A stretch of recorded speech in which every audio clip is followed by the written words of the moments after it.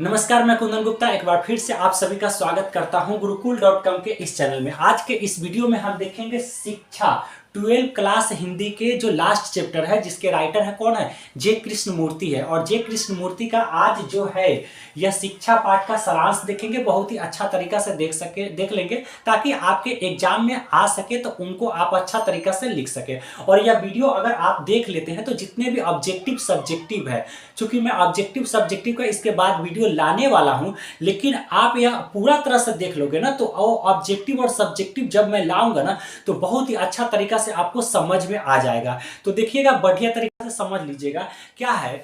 देखिएगा, प्रस्तुत संभाषण शिक्षा के निबंधकार जे कृष्णमूर्ति है। यानी शिक्षा जो पाठ है वह संभाषण भी है, भाषण के जैसा होता है वह संभाषण जो अपने से लिखा जाता है ना, तो वह संभाषण यानी उनके बातों को लिखा जाता है, अपने बातों को पूरा तरह से जिक्र करते हैं तो उसे क्या कहा जाता है, संभाषण कहा जाता है। और यह संभाषण जो लिखा गया है किसके द्वारा, जे कृष्णमूर्ति। और जे कृष्णमूर्ति का पूरा नाम होता है जिद्दू कृष्णमूर्ति। याद रखिएगा, जिद्दू कृष्ण मूर्ति। इनका जन्म 12 मई 1895 ईस्वी को आंध्र प्रदेश में हुआ था। इनका जन्म कहां हुआ था, आंध्र प्रदेश में हुआ था। आंध्र प्रदेश में चित्तूर जो है, चित्तूर के पास मदनपल्ली एक जगह है, वहीं पर इनका जन्म हुआ था। आगे देखिएगा, लेखक अपने इस संभाषण के द्वारा शिक्षा के सही उद्देश्यों का वर्णन किया है। यानी यह जो चैप्टर है शिक्षा, और यह शिक्षा पाठ में शिक्षा का क्या सही उद्देश्य है। क्या शिक्षा का उद्देश्य सिर्फ और सिर्फ नौकरी प्राप्त करना है, आजीविका प्राप्त करना है, या ऊंचे शिखर पर चल जाना, यह शिक्षा का मतलब है क्या। तो यानी शिक्षा का क्या सही मतलब है, इन्हीं सभी चीजों को इस पाठ में वर्णन किए हैं। यहां से आप क्या कर दोगे, सारांश में क्या कर दोगे कि आप पैराग्राफ चेंज कर देते हो तो अच्छा तरीका से वह नंबर मिलता है, चेक करने वाला को भी बहुत ही अच्छा तरीका से समझ में आता है। तो देखिएगा ध्यान से, लेखक कहते हैं कि शिक्षा का यह उद्देश्य नहीं है कि हम कुछ परीक्षाएं उत्तीर्ण कर ले और ऊंचा स्थान प्राप्त कर ले या फिर दूसरे से स्पर्धा करें। यानी लेखक कहते हैं जे कृष्णमूर्ति कि शिक्षा का मतलब ये नहीं है कि किसी से स्पर्धा किया जाए, जलन किया जाए, या किसी से ऊंचा स्थान प्राप्त कर लिया जाए, या कुछ परीक्षाएं प्राप्त कर लिया जाए।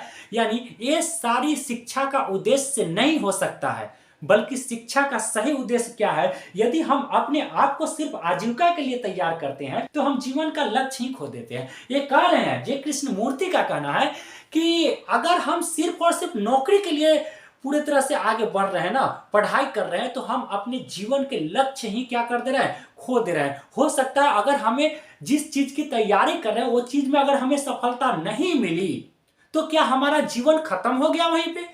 तो ऐसा बात नहीं है, जीवन आप वहां तक है, आपका जीवन जहां तक आप सोच भी नहीं सकते। चंद जो है कागज के टुकड़े आपके जीवन के लक्ष्य को कभी तय कर नहीं सकते हैं कि आपका जीवन कितना बड़ा है। इसलिए व्यक्ति को अपना जीवन का महत्व समझना चाहिए। पैसा और सम्मान, इज्जत, ये सारी चीजें आती जाती रहती है, लेकिन सबसे बड़ी चीज है आपका लक्ष्य और आपका जीवन। आगे क्या है देखिएगा, उनके अनुसार किसी विषय में अधिक अंक प्राप्त करना या फिर कुछ परीक्षाएं पास कर लेने की अपेक्षा जीवन को समझना कहीं ज्यादा कठिन है। मैं बोला हूं ना, जे कृष्णमूर्ति का इस चैप्टर जो है ना बहुत अच्छा खासा चैप्टर है, क्योंकि जीवन को समझना सबसे बड़ी चीज है। बहुत सारा व्यक्ति को क्या देखोगे, बहुत सारा ऊंचाई के शिखर पर चला जाएगा, लेकिन वह थोड़ा थोड़ा चिंता, या अगर उसके जीवन में अनेकों प्रकार के चिंताएं आती है, कष्ट आती है, तो वो कष्ट से क्या कर लेता है, घबरा जाता है। तो आप देखो कि आप जीवन सबसे बड़ा है, जीवन को समझना सबसे बड़ा है। ये नहीं कि पैसा अगर आता है, पैसा जाता है, और इसके लिए व्यक्ति को चिंतित होना नहीं चाहिए, नहीं तो आप जीवन का पूरी तरह से लक्ष्य ही खो देते हो। लेखक ऐसा इसलिए कहते हैं क्योंकि बहुत सारे लोग ऐसे भी होते हैं जो काफी सफलताएं प्राप्त करने के बावजूद भी वे हमेशा जीवन से चिंतित और भयभीत बने रहते हैं। यानी आप अगर समाज का पूरा बायोडाटा उठाकर देखो तो बहुत सारे ऐसे लोग होते हैं जो लाखों रुपए, करोड़ों रुपए पूरी तरह से प्राप्त कर लेते हैं, वो ऊंचाई के शिखर पर चले जाते हैं, लेकिन लेकिन क्या होता है कि वह अपने जीवन से चिंतित रहते हैं। उन्हें भय लगता है कि कहीं क्या कुछ हो ना जाए, असम्मान का अनेकों प्रकार की चिंताएं होती है, और उन चिंताओं के जरिए वे क्या कर लेते हैं, पूरी तरह से सुसाइड कर लेते। तो क्या जीवन उसे कहेंगे? तो ऐसे जीवन जीना नहीं चाहिए, क्योंकि ये पैसा, ये रुतबा, ये शक्ति आती जाती रहती है, लेकिन जीवन जो है एक बार चला जाएगा तो दोबारा आएगा नहीं। और इसमें जे कृष्ण मूर्ति ने क्या कहा है कि अपने जीवन के लक्ष्य को कभी खोना नहीं चाहिए, क्योंकि सबसे बड़ी चीज होती है जीवन। आगे देखिएगा क्या है, आगे क्या कहा जा रहा है कि इस तरह के कष्टदायक जीवन जीने के साथ ही उनकी सारी सफलताएं भी बेकार हो जाती है। अच्छा एक बात बताइए, सुशांत सिंह राजपूत के पास अनेक पैसे की कमी थी क्या? बहुत सारा पैसा था। इसके साथ ही बहुत ज्यादा एक्टर एक्ट्रेस का उदाहरण देकर या बहुत सारे लोग का उदाहरण देकर मैं आपको बता सकता हूं कि इन सभी लोगों के पास बहुत सारे पैसा था, लेकिन क्या हुआ, अंत में वह कष्टदायक जिंदगी जिए। क्या? तो बात यहां है कि उनके पास रुतबा आ गया, सारी चीजें आ गई, लेकिन शिक्षा का सही मतलब नहीं आया। कि सबसे बड़ी शिक्षा का मतलब यही है कि मेरा जो जीवन है वो जीवन से बड़ा कोई शिक्षा हो नहीं सकता। और इन्होंने अपने जीवन से ज्यादा महत्व दे दिया किसको? दूसरे को दे दिया, पैसे को दे दिया, धन को दे दिया, और वे लोग क्या कर लिए? सुसाइड कर लिए। तो ऐसा करना नहीं चाहिए। अगला क्या है, इसलिए शिक्षा का कार्य है कि वह संपूर्ण जीवन की प्रक्रिया को समझने में हमारी मदद करे, न कि हमें केवल ऊंची नौकरी योग्य बनाए। यानी इसमें कह रहे हैं, जे कृष्ण मूर्ति कह रहे हैं कि शिक्षा, आखिर हम शिक्षित जब हो रहे हैं तो शिक्षा का मतलब यह भी होना चाहिए कि हमें एक नौकरी प्राप्त कर लेना ही नहीं बड़ी बात है, ऊंचाई के शिखर पर चल जाना ही बड़ी बात नहीं है, बल्कि हमें एक अच्छा नागरिक बनाए, एक ऐसा नागरिक बनाए कि अगर पैसा रहे तो भी खुश और पैसा ना रहे तो भी खुश, किसी प्रकार का ज्यादा, हाँ मेहनत करेंगे, स्ट्रगल करेंगे, हम आगे बढ़ेंगे, लेकिन हम अपने जीवन को समाप्त नहीं कर लेंगे जैसा कि कुछ लोग कर लेते हैं। आगे क्या है, आगे लेखक कहते हैं कि हमें बचपन से ही एक ऐसे वातावरण में रहना चाहिए जो स्वतंत्रता पूर्ण हो। यानी शिक्षा का सही तरीका से कर रहे हैं कि शिक्षा का एक ऐसा मतलब होना चाहिए कि हमें बचपन से ही एक ऐसे वातावरण में होना चाहिए जहां पे हम स्वतंत्र हो। यानी कहने का अर्थ यह है कि हमें बोलने की आजादी हो, ऐसे वातावरण में रहना चाहिए, हम पर किसी प्रकार का दबाव किसी का ना हो, ऐसे वातावरण में रहना चाहिए, तभी हम शिक्षा का सही उद्देश्य का पालन कर सकते हैं। हम जैसे जैसे बड़े होते हैं वैसे वैसे भयभीत होते जाते हैं, भयभीत होने के कारण नौकरी, समाज, मृत्यु इत्यादि हो सकते हैं। यानी यह क्या कर रहे हैं कि हम जैसे जैसे बड़े होते हैं ना वैसे वैसे हम भयभीत होते जाते हैं। और इसका सबसे बड़ा कारण क्या होता है, कभी नौकरी छूटना, तो कोई हमें इंसल्ट कर देता है, तो ये सारी चीजें होती है, दोस्तों से बिछड़ना, ये सारी चीजें हो सकती है। और यह कब होता है, तो हमें शिक्षा का सही मतलब जब पता नहीं होता है ना, तो उस समय ये सारी परेशानियां हमें देती है।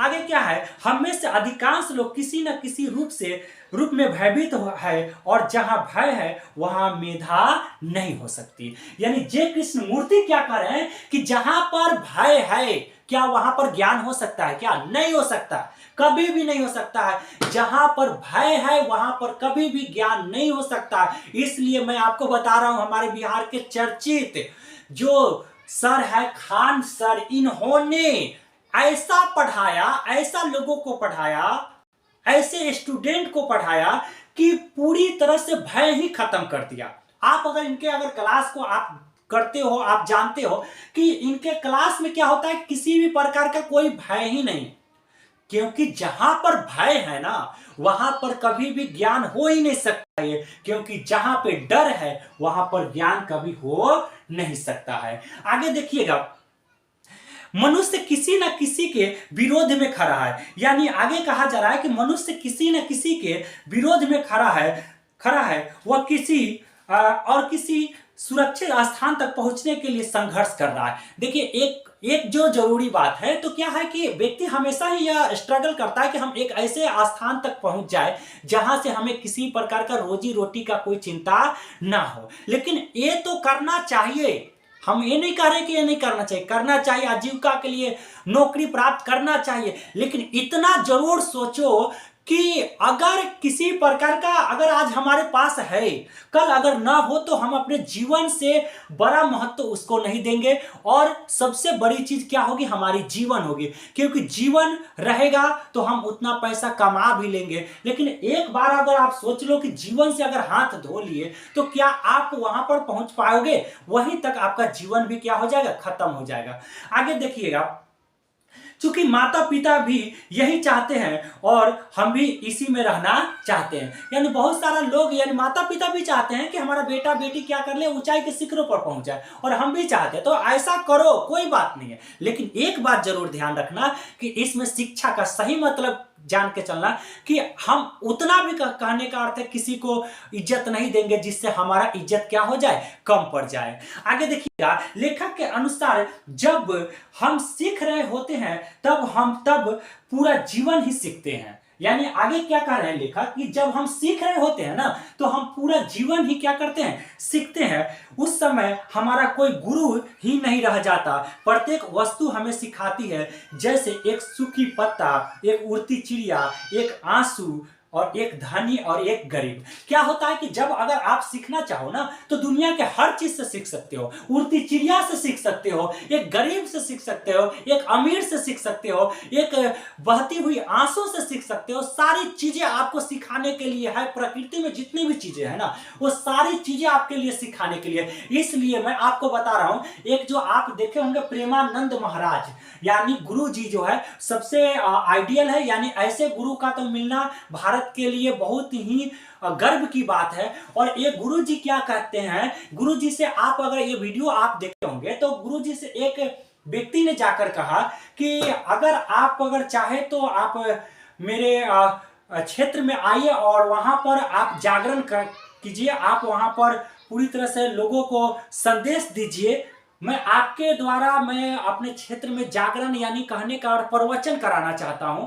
तो उनका कहना था बहुत ही अच्छा तरीका से कि अगर मेरी बातों से अगर किसी को प्रभाव पड़ेगा ना तो यहीं से प्रभाव पड़ जाएगा। ये सोशल मीडिया क्यों है, ये यूट्यूब क्यों है, यहीं से प्रभाव पड़ जाएगा। और अगर नहीं पढ़ने वाला होगा ना तो कितना भी उसके घर भी चले जाए ना तो पढ़ने वाला नहीं है। तो कंडीशन सेम वही है कि अगर आप सीखना चाहो, आपके गुरु अगर है तो दुनिया का हर चीज आपका गुरु हो सकता है, दुनिया का हर चीज से आप सीख सकते हो। सूखी लकड़ी से, हरा जो है पौधा से, सारी चीजें से सीख सकते हो। नदियां, पहाड़, सागर, इन सभी से सीख सकते हो। और न सीखने वाला आदमी को अगर बहुत भी बड़ा अगर गुरु ही मिल जाए तो उनसे कोई सीख सकता नहीं है। संभाषण के अंत में, यानी यह संभाषण का क्या हो रहा है, अंत हो रहा है। अच्छा तरीका से देख लीजिएगा। और मैं आपको कह रहा हूं यदि आप इस चैनल पे नए हो तो सब्सक्राइब करो, बेल आइकन भी प्रेस करो ताकि जो भी वीडियो है ना उसका नोटिफिकेशन आपको मिल सके। और 12 क्लास हिंदी और इंग्लिश के जितने भी वीडियो होंगे वो भी आपके लिए जबरदस्त आएंगे। यह उस समय होगा जब आप इस चैनल से जुड़ जाओगे, दोस्तों को भी कहो, शेयर करो पूरी तरह से। और इसके बाद जितने भी चैप्टर हैं उन सभी चैप्टर का मैं लाने वाला हूं, इसलिए आप यह चैनल से जुड़ जाओ। क्या है, संभाषण के अंत में लेखक कहते हैं कि बहुत कम ही लोग ऐसे होते हैं जो वास्तव में क्रांति के जनक होते हैं। ऐसे लोग सत्य की खोज करते हैं और सत्य के अनुसार आचरण करते हैं। यानी वह कह रहे हैं कि ऐसे लोग बहुत कम होते हैं जो सत्य की खोज करते हैं और सत्य के जैसा आचरण करते हैं। दुनिया में बहुत कम ऐसे लोग मिलते हैं जिनको शिक्षा का सही अर्थ पता है। और जिन्हें शिक्षा का सही अर्थ पता हो गया ना तो वह जीवन बहुत ही अच्छा तरीका से जी लिया। उसके लिए दुख और खुशी, अमीर गरीब, उसके लिए कोई मायने नहीं रह जाता। तो यहां तक यह वीडियो समाप्त हुआ। और यदि आप इस चैनल पे नए हो तो एक बार फिर से मैं आपसे आग्रह करता हूं कि चैनल से जुड़ जाओ।